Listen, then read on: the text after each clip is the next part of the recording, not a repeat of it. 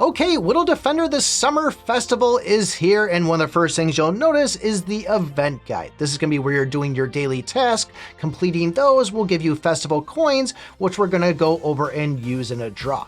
Now, if you go through and burn all these things up, don't worry, at reset, we're going to get a set of new quests out there so you can get more of these festival coins. There is also the bustling bazaar. There's a free side on this for just for logging in every day. You can come over here and claim some of these. Spending $10 though will get you 42 of these, and this really isn't a bad deal compared to you going over to the packs and seeing what you can get inside there. So if you're looking to spend $10, this might be something you want to go for.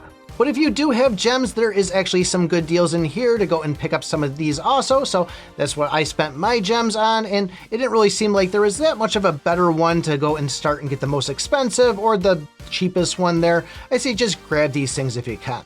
But the Midsummer Hunt, the way this is going to work is you go and you use one of those festival coins, it's going to draw, and wherever it lands, it's going to grab the prize on the screen. Big one we want to get is that center prize, which is going to be the pearl, and by hitting that, you'll actually get 5 of these things. Now, if you go and make 59 pulls on this and you don't get that pearl at all, the 60th one will be guaranteed for you to land that. So a pity of 60. And say if you got lucky on it and you pulled it on the 30th pull, well, now the next one is going to be refreshed and you'll have another 60 chances before hitting that pity again. At the same time, based by how many times you go and draw, you'll be filling that meter down the bottom. Doing a certain number of pulls will give you the prize on that, and this is going to last 7 days. If you don't use any of those festival coins or have anything left over, it's all going to get burned up. So you really got to make sure you're logging in right before this ends and cashing everything in.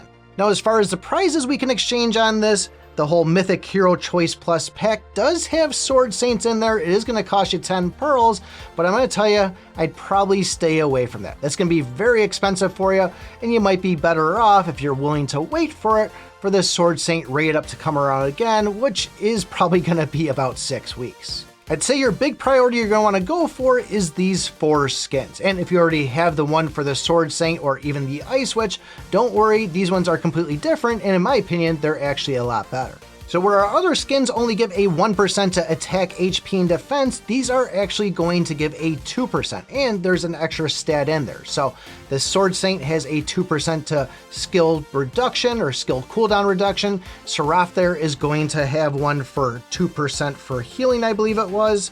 And then the Ice Witch is going to have a 2% for ice damage, and then the Ice Queen itself will have a 2% for support damage bonus.